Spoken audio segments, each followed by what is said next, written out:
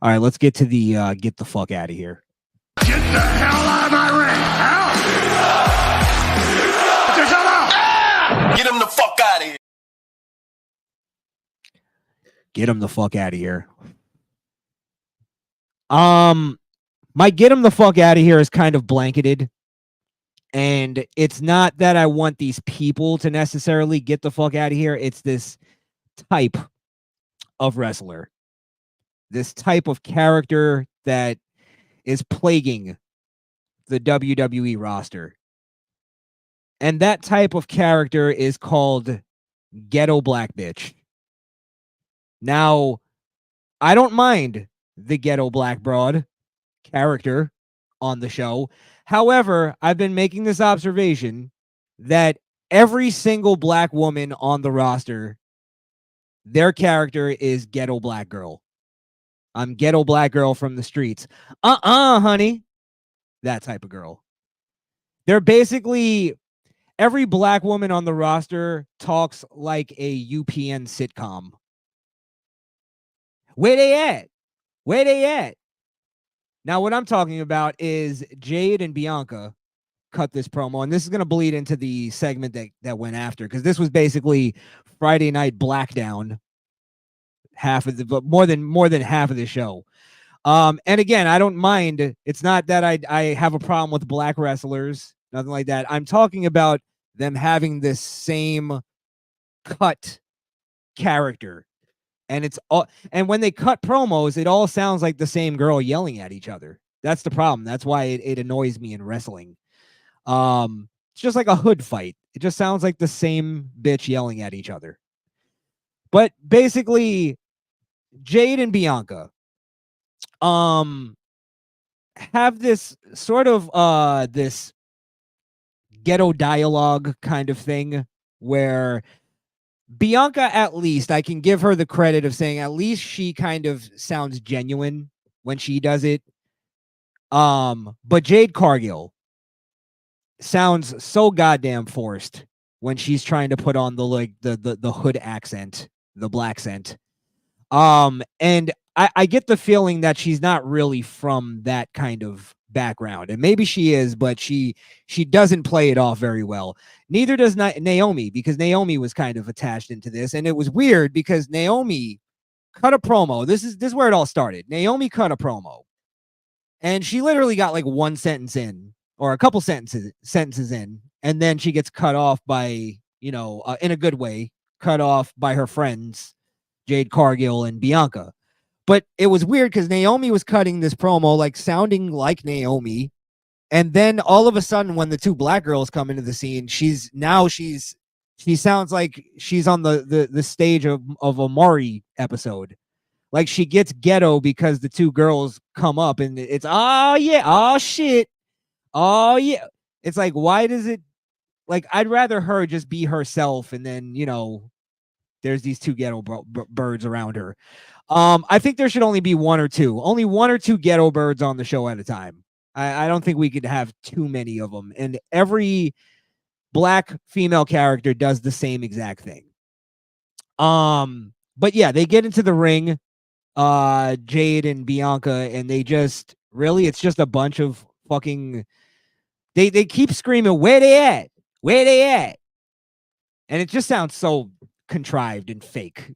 And then Jade comes on and goes, I see y'all done ducking and dodging us.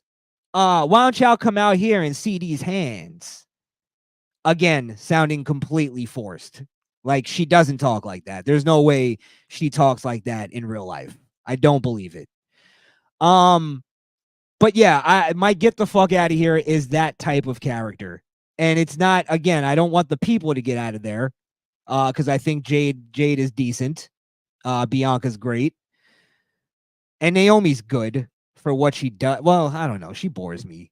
But it's like, I don't need every single black girl having to like outdo each other on their ghetto-ness. And then it kind of bleeds over into the same thing happening into another segment of the Street Profits with B-Fab.